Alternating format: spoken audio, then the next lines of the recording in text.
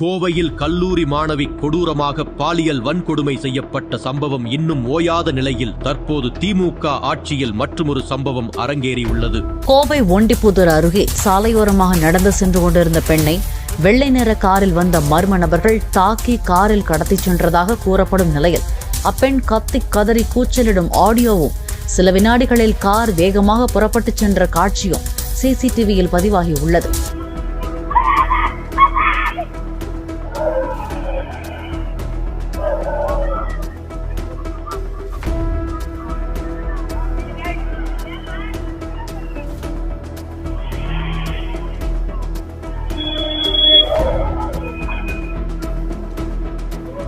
இப்படி திமுக ஆட்சியில் பட்டப்பகலில் பெண்கள் கடத்தப்படுவதற்கு என்ன பதில் வைத்திருக்கிறீர்கள் முதல்வரே?